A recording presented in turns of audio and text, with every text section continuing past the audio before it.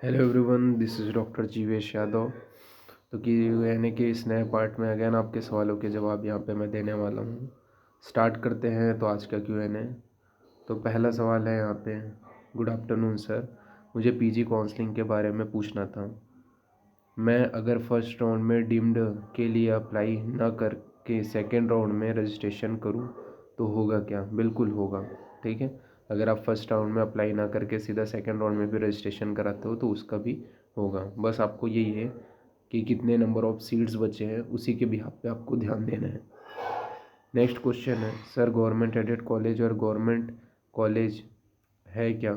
इनमें फ़ीस कितनी हो सकती है और स्टाइपर रहता है इनमें?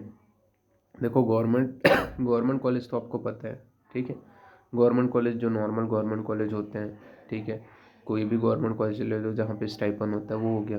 गवर्नमेंट एडेड कॉलेज ऐसे होते हैं जहाँ पे स्टाइपन नहीं रहता, लेकिन जो फीस है वो बहुत कम रहती है, गवर्नमेंट के बराबर रहती है। मान के चलो 80,000 कहीं में फ़ीस रहता है, कहीं में 1 लाख फ़ीस रहता है, जो क्लिनिकल सब्जेक्ट है उनके। ठीक है, बट वो स्टाइपन प्रोवाइड नहीं करते।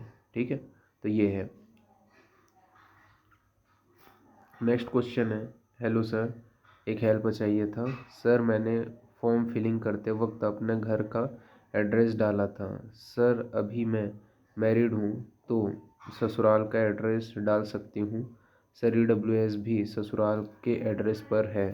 सर क्या करना चाहिए? सर ये फिर करस्पोंडेंस करस्पोंडेंसन एड्रेस में मैं अगर घर का डाल दूं और परमानेंट में ससुराल का एड्रेस, सर तो ये दोनों में ससुराल का डाल दूं, सर कुछ गलत ना हो जाए, स्ट्रेस हो रही है, सर प्लीज़ रिप्लाई। देखो, मैं सच्चाई आपको बता रहा हूँ। ठीक है, अगर आप ऐसा करोगे ना तो दिक्कतें आ सकती है। दिक्कतें मीन्स ऐसा है कि सिंपल सी बात है, आपका जो करस्पॉन्डेंस जो एड्रेस है, ठीक है, वो अलग है।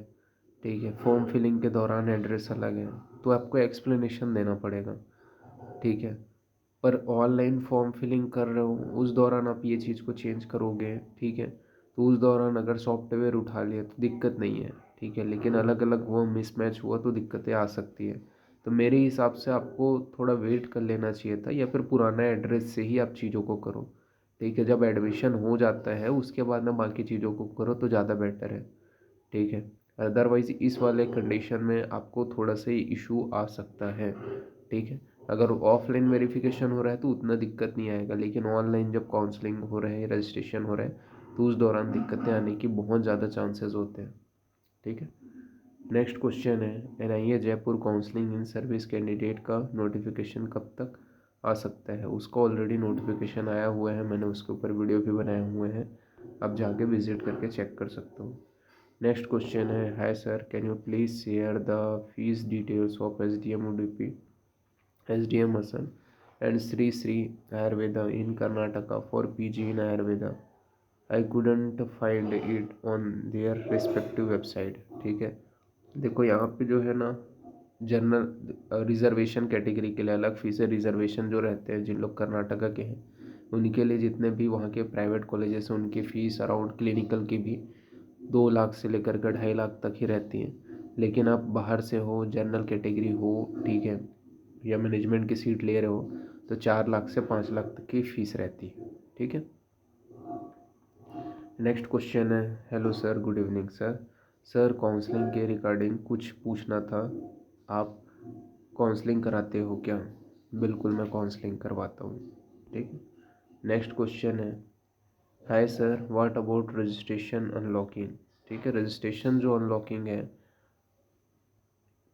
वो जो है रजिस्ट्रेशन लॉक करने से पहले ही आपको करना पड़ता है। मतलब ऐसा है कि जो लास्ट डेट बताया गया है, ठीक है, उस डेट से पहले ही आपको जो है अनलॉक करना है, अगर कुछ भी आपको एडिट करनी है तो। और आप एक बार अनलॉक कर सकते हो, ठीक है, बार बार नहीं कर सकते। नेक्स्ट क्वेश्चन है, हेलो सर, मेरा AIPGT ऑल इंडिया रैंक 4476 है और कैटेगरी रैंक 72 है, तो क्या सेंट्रल में कोई पॉसिबिलिटी है नॉन क्लिनिकल में?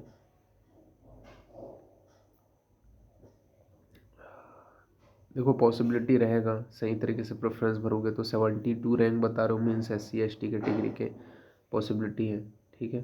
तो बिल्कुल चांसेस रहेगा, बस सही तरीके से प्रेफरेंस भरना है।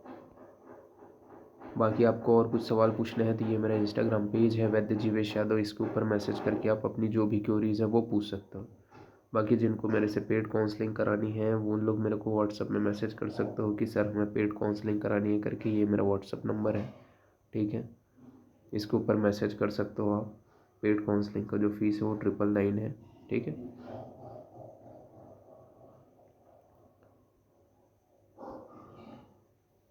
तो अभी के लिए इतना ही। Okay, thank you.